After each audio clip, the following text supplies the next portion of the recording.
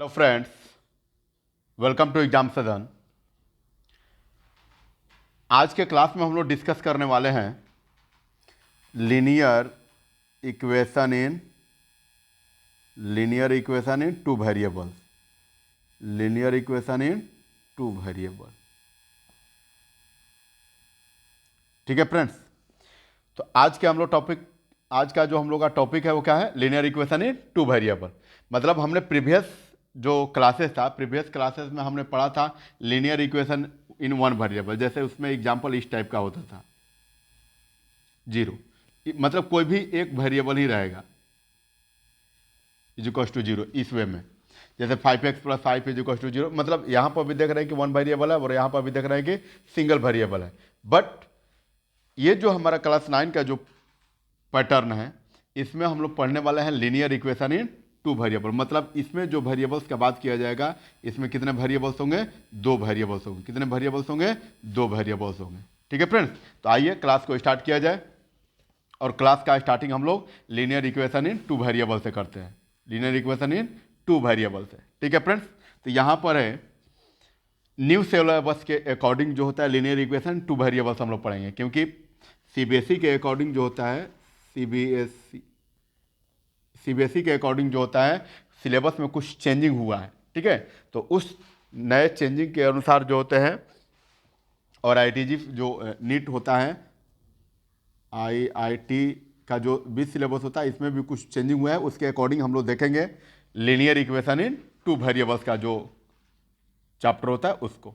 ठीक है, तो यहां पर फर्स्ट ऑफ ऑल हम लोग देखेंगे कि कुछ स्टेटमेंट है एडमंड हैली का। यहां पर कह रहा है कि the principal use of the analytic art is to bring the mathematical problem.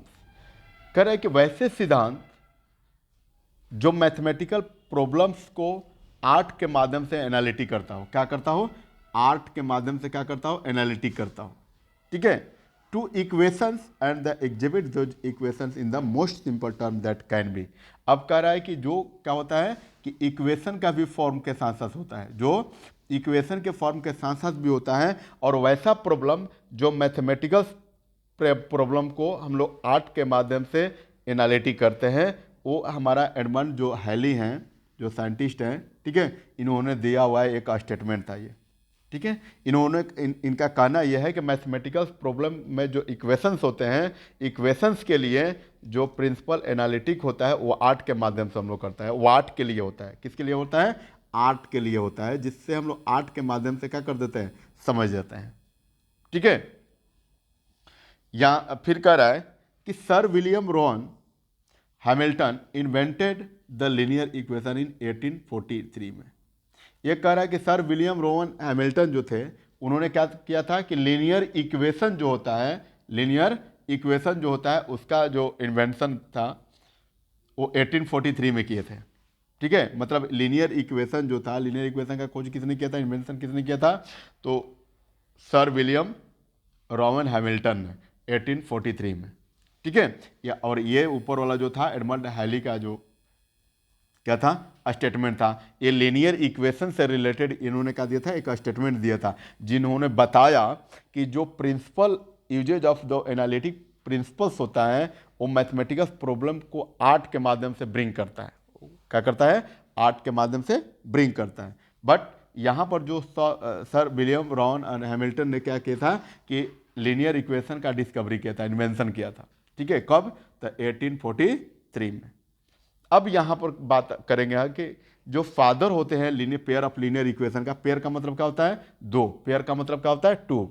ठीक है, तो ये the father of pair of linear equation in two variable, मतलब जो हम लोग चैप्टर पढ़ने वाले हैं linear equation in two variables, इसके फादर किसको बोला जाता है? हम लोग एरिस्टोटल को बोलते हैं। किसको? एरिस्टोटल को। तो यहां पर जो हमारा जानकारी था ये चैप्टर के रिगार्डिंग मिला। यहां से जो जानकारी था वो हमको क्या मिला?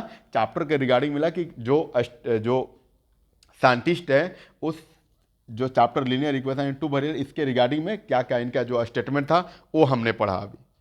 अब हम लोग बात करेंगे कि जो linear equation in two variable का linear equation first of all जो है वो क्या होता है। ठीक है, वन बाय वन करके हम लोग सारे कंसेप्ट को समझेंगे। ठीक है, चले आइए देखिए लीनियर इक्वेशन क्या कहता है।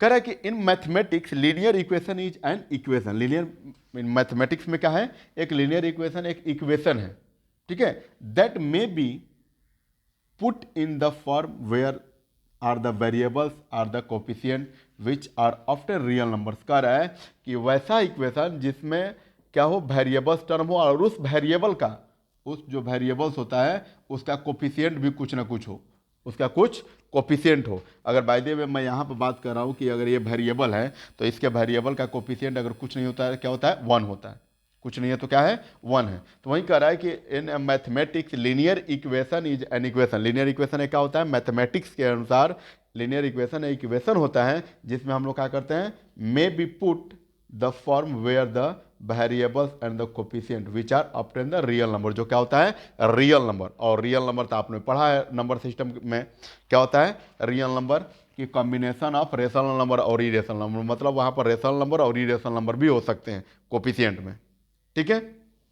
मतलब यहाँ पर जो एक्स का कोफिशिएंट होगा या जो भी वेरिएबल का जो कोफिशिएंट होगा वो क्या होगा, रेशनल और irrational, rational and irrational both हो सकता है, दोनों हो सकता है। क्योंकि यहाँ पर कर है ना कि जो रियल नंबर होना चाहिए, मतलब उसका जो कोफिशिएंट होना चाहिए और जो कांस्टेंट टर्म होना चाहिए वो क्या होना चाहिए, रियल नंबर होना चाहिए।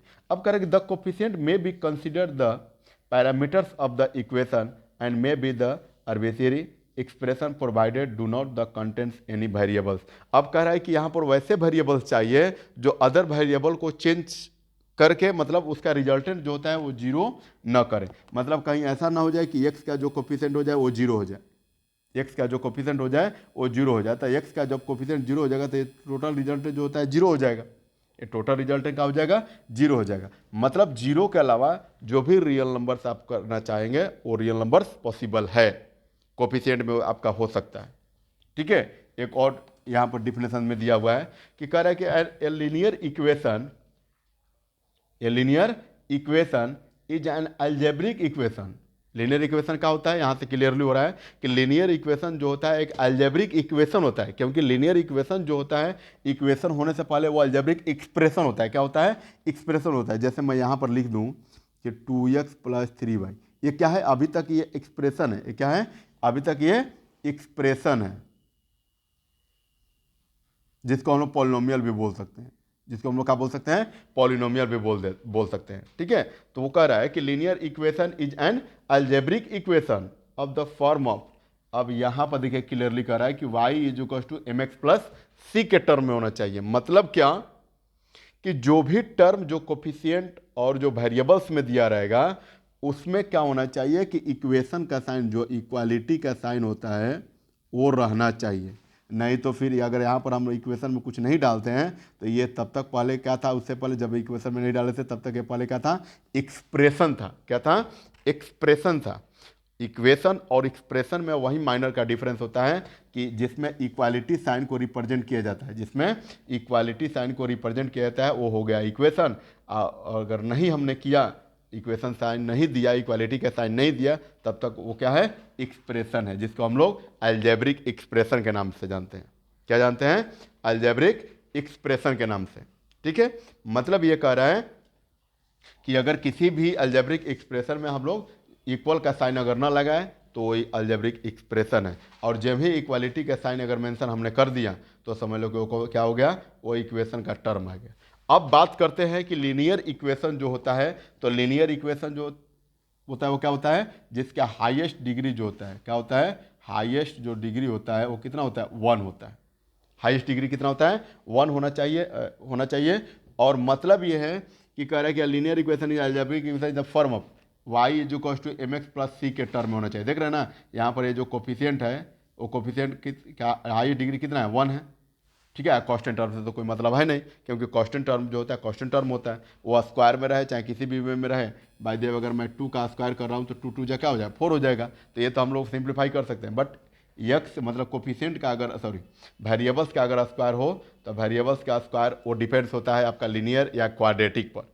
वेरिएबल्स का जो अगर स्क्वायर हो जाएगा तो हो जाएगा क्वाड्रेटिक। और बट हम लोग यहाँ पे बात करने वाले लीनियर इक्वेशन। तो लीनियर इक्वेशन का हाईएस्ट डिग्री कितना होना चाहिए? तो 1 होना चाहिए। लीनियर इक्वेशन का हाईएस्ट डिग्री कितना होना चाहिए? तो 1 होना चाहिए। जैसा कि ये जो फॉर्म है वो लीनियर इक्वेशन के फॉर्म पर ही है, लीनियर इक्वेशन का ही फॉर्म पर है। ठीक है, यहाँ पर दिया हुआ है क्या? y is equal to m x plus c, क्योंकि एक यहाँ पर वेरिएबल हो गया और एक यहाँ पर वेरिएबल, मतलब 2 वेरिएबल हो गया।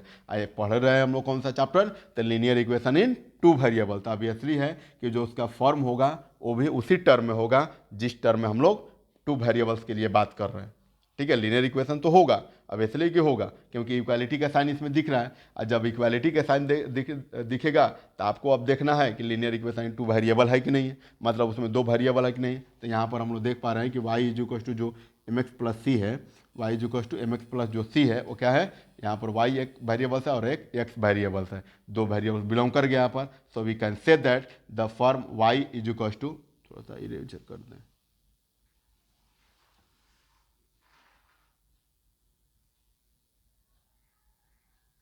यहाँ से मैं इरेज कर रहा हूँ।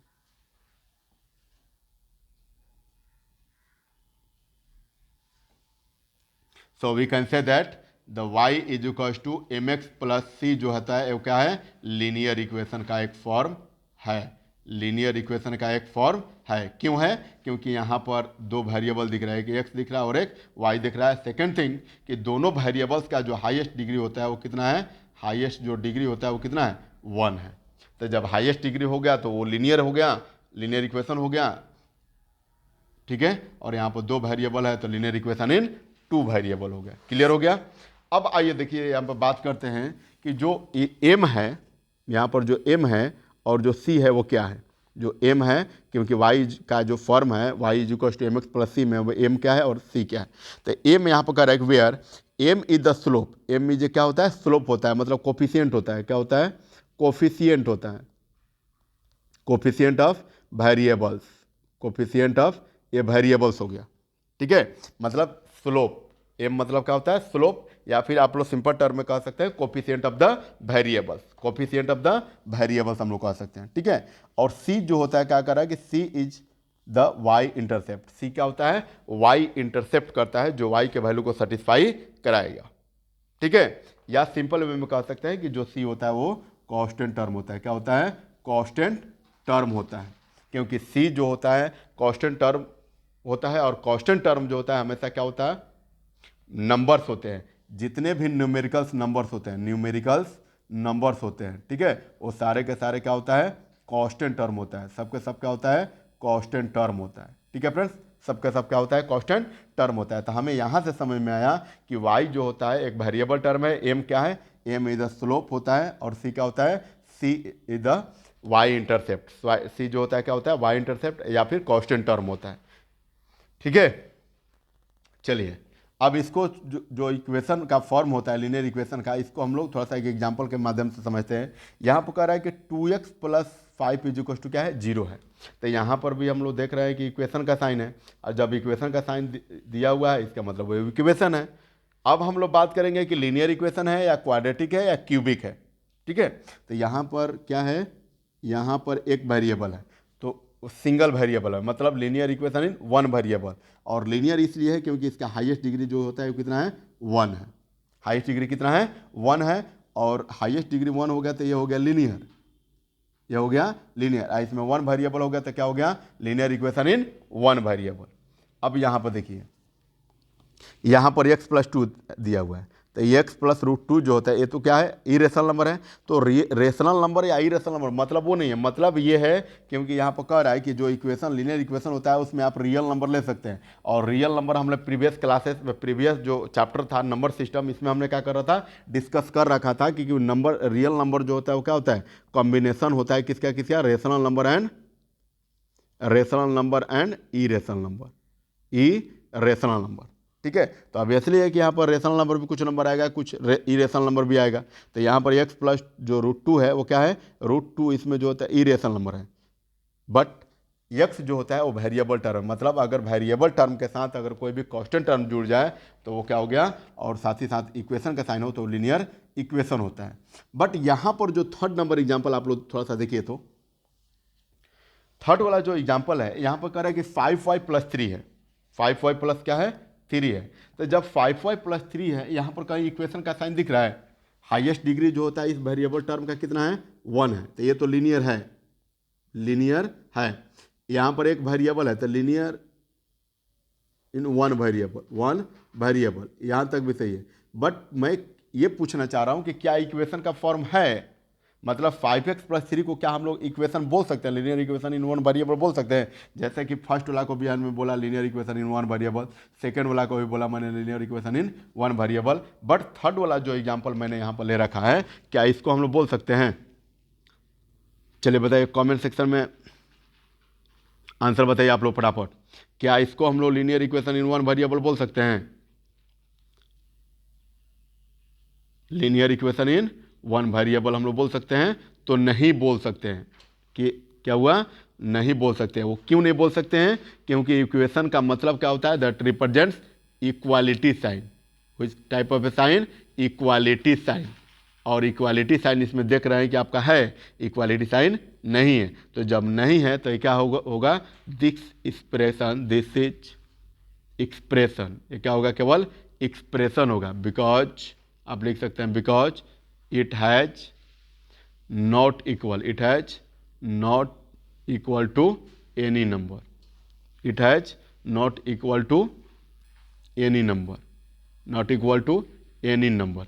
क्यों? क्योंकि यहाँ पर कोई भी इक्वल में कोई नंबर नहीं है। और जब किसी भी एक्सप्रेशन का इक्वालिटी साइन अगर उसमें न दिखे तब तक वो क्या है? एक्सप्रेशन ही होता है। मतलब ये भी क्या है? एक्सप्रेशन ही है। बाकी ये वाला जो ये वाला पार्ट होता है वो क्या है? इक्वेशन है, क्योंकि इसमें इक्वालिटी का साइन दिख रहा है। मतलब कांस्टेंट टर्म क्या हो, रेशनल हो या इरेशनल नंबर, मतलब वो नहीं है। मतलब ये है कि हमको इक्वालिटी साइन दिखना चाहिए, और इक्वालिटी साइन दिखा मतलब वो क्या है? इक्वेशन का टर्म है। तो जब इक्वेशन होगा तब ना हम लोग बात कर सकते हैं कि वो लीनियर इक्वेशन है या क्वाड्रेटिक इक्वेशन है। बिकॉज जो लीनियर इक्वेशन होता है उसका हाईएस्ट डिग्री क्या होता है? 1 होता है। बट जो क्वाड्रेटिक इक्वेशन होता है वो क्या होता है? उसका फॉर्म होता है ax square plus bx plus c, x square plus bx plus c. तो स्क्वायर यहाँ पर है, मतलब हाईएस्ट डिग्री कितना है? हाईएस्ट डिग्री 2 है। तो हाईएस्ट डिग्री 2 है, इसका मतलब वो क्वाड्रेटिक हो गया। ठीक है, हम लोग यहाँ पर पढ़ना है लीनियर इक्वेशन, और लीनियर इक्वेशन में हमेशा जो हाईएस्ट डिग्री होता है वेरिएबल का वो कितना होता है? 1 होता है। कितना होता है? 1 होता है। और साथ ही साथ जितने भी टाइप के एक्सप्रेशन होंगे सब में किस टाइप का साइन दिखना मस्ट है? तो इक्वल का साइन, मतलब वो इक्वल का जो साइन होता है वो देखना हमारे लिए मस्ट है। क्योंकि बिना इक्वल का साइन दिखे हम लोग नहीं कह सकते हैं कि वो इक्वेशन है। उससे पहले वो क्या है? एक्सप्रेशन है। विदाउट इक्वल साइन दिए हुए हम लोगों का जो इक्वेशन का फॉर्म जिसको हम लोग बोलना चाहिए था वो क्या है? एक्सप्रेशन का काम करेगा। वो किसका काम करेगा? एक्सप्रेशन का काम करेगा। अब यहाँ पर कह रहा है occasionally the above is called the linear equation, मतलब ये वाला पार्ट और ये वाला पार्ट, ये तो लीनियर इक्वेशन है नहीं क्योंकि इक्वेशन का जो साइन होता है वो नहीं है। तो यहाँ पर जो ऊपर 1 और जो 2 है वो क्या है? लीनियर इक्वेशन का एक पार्ट है, लीनियर इक्वेशन का एक एग्जाम्पल है। ठीक है, अब आइए नेक्स्ट टॉपिक हमारा है। जब हमने पढ़ लिया लीनियर इक्वेशन, तो अब मेन जो टॉपिक होता है लीनियर इक्वेशन इन 2 वेरिएबल्स। मेन जो टॉपिक हमारा होता है क्या है? लीनियर इक्वेशन इन 2 वेरिएबल्स। अब हमने ऊपर का जो टॉपिक में डिस्कस किया था लीनियर इक्वेशन, केवल लीनियर इक्वेशन क्या होता है, तो जिसमें इक्वालिटी का साइन रिप्रेजेंट करता है वो इक्वेशन होता है। बट जब लीनियर इक्वेशन हमने सीख लिया तो अब हम लोग डिस्कस करेंगे कौन सा टॉपिक पर? लीनियर इक्वेशन इन 2 वेरिएबल की। जब लीनियर इक्वेशन हो ही गया तो उसमें सिंगल वेरिएबल और डबल वेरिएबल, मतलब 2 वेरिएबल। अब हम लोग डिस्कस करेंगे इसमें 2 वेरिएबल्स का। ठीक है फ्रेंड्स, तो यहां पर कह रहा है यानी equation is set to be linear equation, an equation is said to be linear equation in 2 variable if it is written in the form of ax plus by plus c is equals to 0। मतलब कह रहा है कि linear equation इन 2 variable हम लोग तब कह सकते हैं, एक इक्वेशन को लीनियर इक्वेशन इन 2 वेरिएबल हम लोग तब कह सकते हैं जब वो क्या होगा? ax plus by plus c के फॉर्म में हो। ठीक है, ax plus by plus c is equals to 0 के टर्म में हो। ठीक है, where a b and c are real number, मतलब रियल नंबर यहां पर भी कह रहा है, एक्स का कोफिशिएंट, वाई का कोफिशिएंट और ये कांस्टेंट टर्म, जो दोनों ए बी सी, तीनों ए बी सी जो है वो क्या होना चाहिए, रियल नंबर होना चाहिए। मतलब यहाँ पर रेशनल और इरेशनल नंबर दोनों हो सकता है। ठीक है, ये क्लियर हुआ। उसके बाद linear equation in two variable होने के लिए आपको ये पैटर्न को फॉलो होना जरूरी है।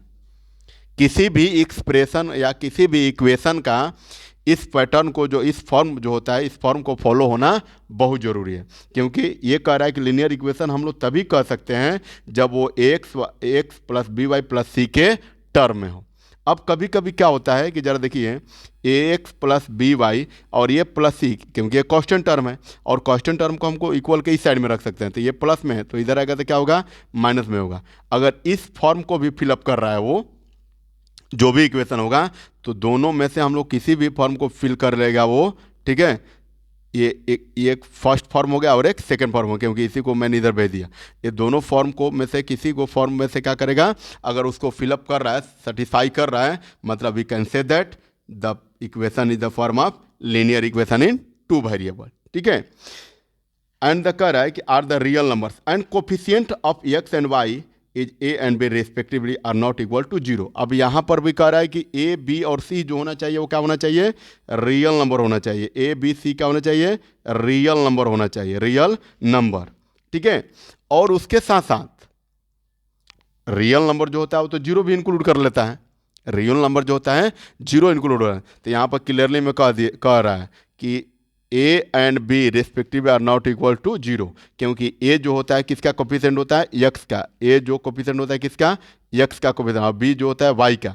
तो अब आप बताइए कि अगर एक्स का कोफिशिएंट हम लोग जीरो कर देंगे तो ये क्या हो जाएगा, जीरो हो जाएगा। वाई का कोफिशिएंट हम लोग जीरो करें तो ये भी जीरो हो जाएगा। तो फिर ये वैल्यू रहा कहाँ, इसमें वेरिएबल हुआ कहाँ, फिर तो वेरिएबल नहीं हुआ। तो जब वेरिएबल नहीं हुआ तो हम लोग क्या कह सकते हैं कि इक्वेशन है, नहीं कह सकते हैं, क्योंकि वेरिएबल जिसमें रहेगा ही नहीं। हम लोग बात कर रहे हैं linear equation in two variable का, तो दो वेरिएबल एटलीस्ट तो होना चाहिए।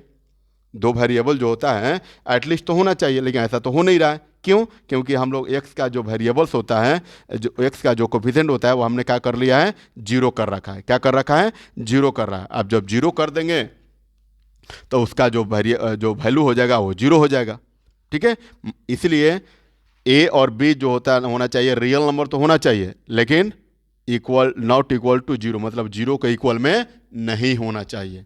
मतलब एक्स का कोफिशिएंट, यहाँ पर थोड़ा सा मैं साफ साफ लिख दे रहा हूँ,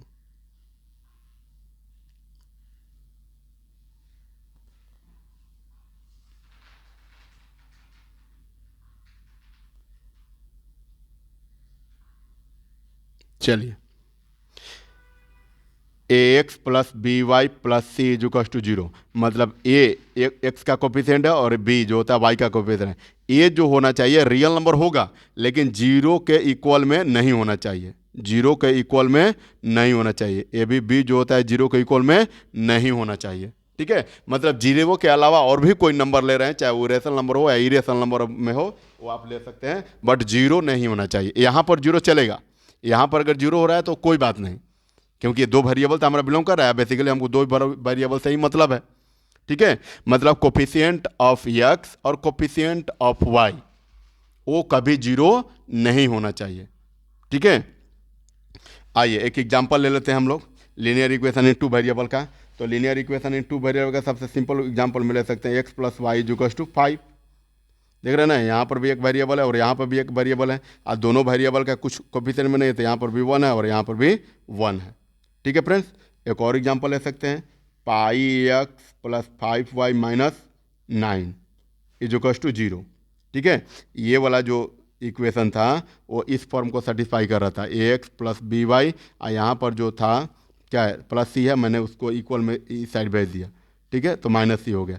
इस फॉर्म को ये सेटिस्फाई कर रहा है, बट ये वाला जो होता है इस फॉर्म को सेटिस्फाई कर रहा है। ठीक है, तो मैंने अभी बताया कि दोनों में से किसी को, क्योंकि ये सी जो होता है पहले यहाँ पर था, इसी को तो मैंने इस साइड भेज दिया, तो उससे कोई प्रॉब्लम नहीं है, क्योंकि ये फिर इसको इधर भेजेंगे तो साइन के साथ वहीं अपना हो जाएगा। ठीक है, एक और एग्जाम्पल ले लीजिए, 2x is equals to Y भी आप कर सकते हैं, क्योंकि फिर इधर हम लोग इसको लाएंगे 2x, ये इधर लाएंगे तो क्या हो जाएगा, y minus y is equals to 0। यहाँ पर भी दो वेरिएबल है ना। या फिर एक और एग्जांपल ले सकते हैं, 2x plus 3y is equals to 4, कुछ भी कर लीजिए। ठीक है, मतलब आपको हर हाल में लीनियर इक्वेशन टू वेरिएबल में दो वेरिएबल्स आपको मस्ट है दिखना। ठीक है, दो वेरिएबल्स मस्ट है। आए बात समझ में। चलिए आइए नेक्स्ट टॉपिक हम लोग शुरू करते हैं। Types of solution. Types of क्या है? सॉल्यूशन। अब लीनियर इक्वेशन जब हम लोग पढ़ लिए तो अब इसको हम लोग क्या करेंगे? सॉल्यूशन करेंगे। तो सॉल्यूशन जो होता है वो कितने टाइप से हम लोग कर सकते हैं और कितने टाइप से हम लोग नहीं कर सकते हैं, अब हम लोग डिस्कस करेंगे। ठीक है, आखिर कौन सा पैटर्न होगा, कौन सा इक्वेशन को हम लोग सॉल्यूशन कर सकते हैं और सॉल्यूशन करेंगे तो उसका सॉल्यूशन कितना निकलेगा, और कौन से इक्वेशन जो होते हैं उसका सॉल्यूशन हम लोग नहीं कर सकते, और नहीं कर सकते हैं तो क्यों नहीं कर सकते। दोनों वे से देखेंगे हम लोग, ग्राफ के भी हेल्प से देखेंगे और ऐसे भी जो होता है सॉल्यूशन के माध्यम से भी हम लोग देखेंगे कि दोनों का जो सॉल्यूशन, कोई भी इक्वेशन का जो सॉल्यूशन होता है वो ग्राफिकल और सॉल्यूशन का मेथड जो होता है दोनों देख लेंगे। ठीक है, आइए हम लोग बात करेंगे अब टाइप्स ऑफ सॉल्यूशन का। टाइप्स ऑफ सॉल्यूशन का जो टाइप्स ऑफ सॉल्यूशन होता है, चलिए आइए टाइप्स ऑफ देखते हैं। यहां पर कह रहा है कि फर्स्ट जो टाइप्स होता है वो नो सॉल्यूशन, सेकंड टाइप जो होता है इनफाइनाइटली मेनी सॉल्यूशन, और एक होता है यूनिक सॉल्यूशन। ठीक है, नो सॉल्यूशन का मतलब कि उस इक्वेशन का जो सॉल्यूशन होता है वो नहीं हो सकता है, मतलब उसको इक्वेशन को हम लोग सिंप्लीफाई चाहे वो किसी भी मेथड से करेंगे वो सिंप्लीफाई नहीं हो सकता है। ठीक है, यहाँ पर सेकंड नंबर जो टाइप्स कह रहा है वो कह रहा है कि इनफाइनाइटली मेनी सॉल्यूशन, मतलब उस इक्वेशन का जो सॉल्यूशन हम लोग करना चाहेंगे तो वो कितना भी सॉल्यूशन उसका होगा। क्या होगा? कितना भी सॉल्यूशन होगा।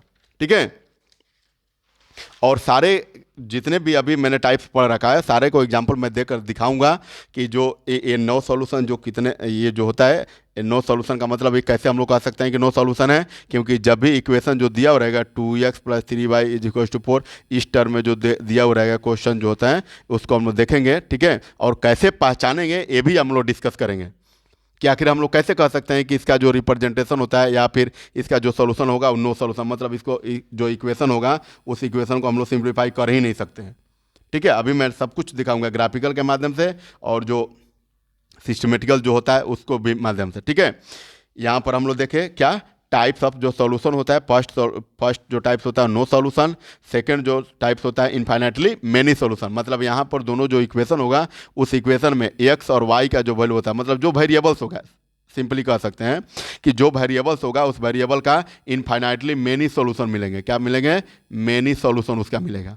और यहाँ पर थर्ड पॉइंट जो होता है वो कह रहा है कि यूनिक सॉल्यूशन। यूनिक सॉल्यूशन मतलब ओनली वन सॉल्यूशन मिलेगा यहाँ से, मतलब जो वेरिएबल्स होगा, एक लेटर सपोज किया जाए कि उसमें वेरिएबल एक्स और वाई है तो उस दोनों का वेरिएबल एक एक मिलेगा। कितना कितना मिलेगा? एक एक मिलेगा। बट जो फर्स्ट है उसमें सॉल्यूशन होगा ही नहीं, जो फर्स्ट जो होता है इसमें सॉल्यूशन होगा ही नहीं। ठीक है, अब आइए देखते हैं हम लोग ग्राफिकल रिप्रेजेंटेशन के माध्यम से कि हम लोग कैसे कर सकते हैं आखिर, मतलब बिना इक्वेशन का जो सॉल्यूशन होता है, बिना इक्वेशन का सॉल्यूशन जो होता है कि ये हम लोग कैसे कह सकते हैं कि ये इसका सॉल्यूशन हो सकता है और नहीं हो सकता है, कैसे हम लोग डिसाइड करेंगे। और हो भी सकता है तो कितना सॉल्यूशन होगा, how many solutions are there, और नहीं होगा तो क्यों नहीं होगा। ठीक है, सब कुछ एक एक पार्ट में आप लोगों को क्लियर करूंगा।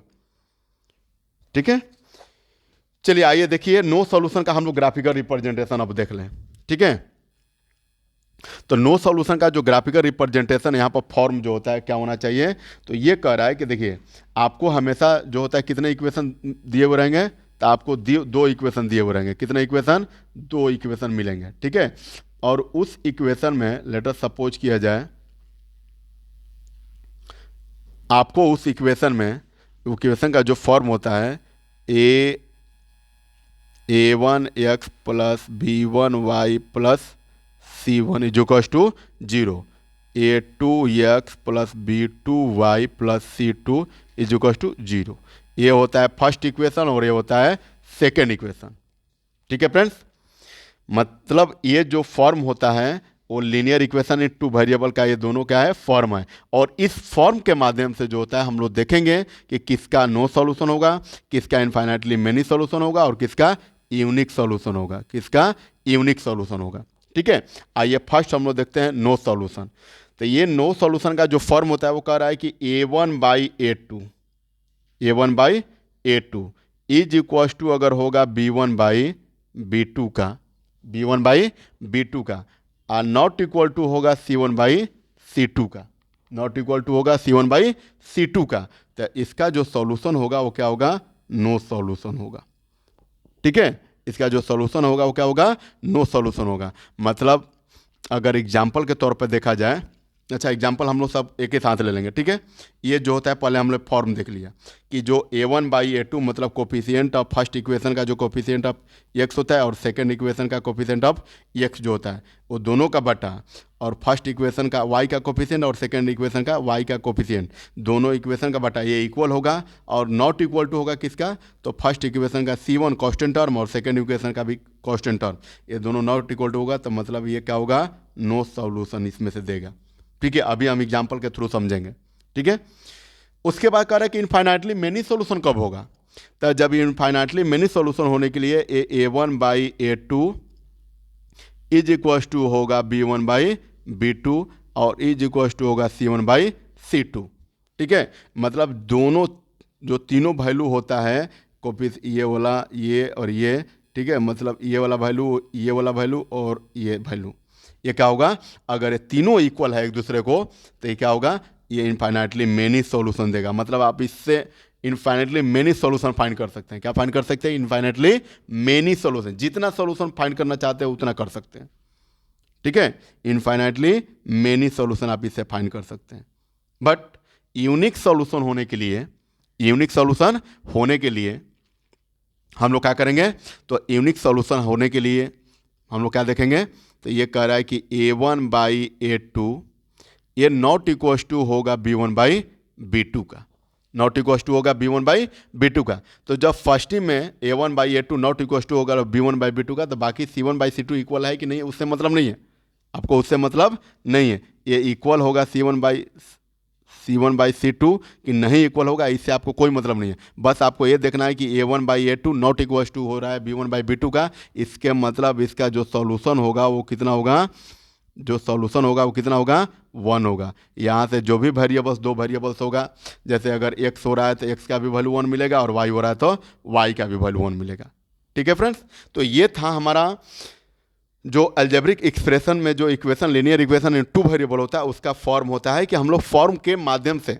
जो फॉर्म होता है फॉर्म के माध्यम से हम लोग डिसाइड कर सकते हैं कि इसके कितने सॉल्यूशन हो सकते हैं। मतलब आपको अभी सॉल्यूशन करने की जरूरत भी नहीं है। ऐसा नहीं कि आप सॉल्यूशन करके जो इक्वेशन दिया होगा उसको सॉल्यूशन करके ही देखेंगे, विदाउट सॉल्यूशन करके इस फॉर्म के माध्यम से भी आप देख सकते हैं और डिसाइड कर सकते हैं कि इसका मेनी सॉल्यूशन होगा या यूनिक सॉल्यूशन होगा या नो सॉल्यूशन होगा, ठीक है फ्रेंड्स। बाकी तो एग्जांपल हम लेकर आप लोगों को डिस्क्राइब करेंगे ही करेंगे, ठीक है। बट अगर इक्वेशन जो होते हैं आपको दिए हुए हो तो आप लोग इस फॉर्म को अप्लाई करके, ये जो फॉर्म होता है, जो पैटर्न होता है, इस पैटर्न को अप्लाई करके मतलब उस इक्वेशन को बिना सॉल्व किए आप उसको किसी को बता सकते हैं कि इसका कितना सॉल्यूशन हो सकता है, ठीक है। अगर बाय द वे आपसे कोई इक्वेशन दे, जैसे कोई भी इक्वेशन दे 2x + 3y - 5 = 0, 3x + 2y - 2 = क्या हो, 0 हो, अगर ये पूछे कि इसका कितना सॉल्यूशन होगा तो आप क्या कर सकते हैं, बेशक कह सकते हैं कि यहाँ पर देख रहे हैं कि a1/a2 मतलब 2/3 नॉट इक्वल टू है 3/2 का, है ना। तो हम लोग क्या कह सकते हैं कि इसका जो सॉल्यूशन मिलेगा वो कितना सॉल्यूशन मिलेगा, 1 सॉल्यूशन मिलेगा। क्यों, क्योंकि a1/a2 और नॉट इक्वल टू होगा b1/b2 का, तो इसका सॉल्यूशन कितने मिलेंगे, 1 मिलेंगे, ठीक है फ्रेंड्स। तो आपको क्या पता चला कि मतलब आपको जो वैल्यू कहेगा तभी फाइंड करना है उसको, ठीक है। बट अगर ऐसे आपको केवल डिसाइड करना है कि उसका कितना सॉल्यूशन है, या आपसे कि कोई पूछे कि ये लो इक्वेशन है और इस इक्वेशन का बताओ कि इसका सॉल्यूशन कितने हो सकते हैं, सॉल्यूशन क्या होगा, मतलब वैल्यू जो होता है वो क्या होगा, वो अगर पूछेगा तो फिर तो उसको जो इक्वेशन होता है उसको सॉल्यूशन करना पड़ेगा।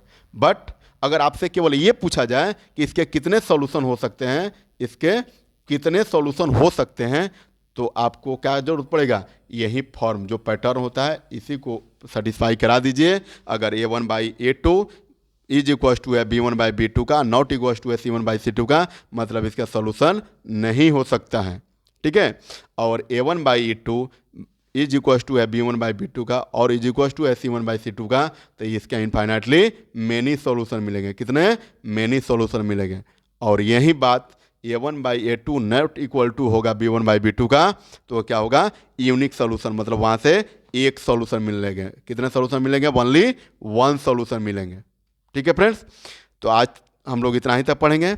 नेक्स्ट क्लासेस में हम ये सारे जो टाइप्स है, no solution, infinitely many solution और यूनिक सॉल्यूशन का एग्जाम्पल के थ्रू आप लोगों को डिस्कस किया जाएगा, ठीक है फ्रेंड्स।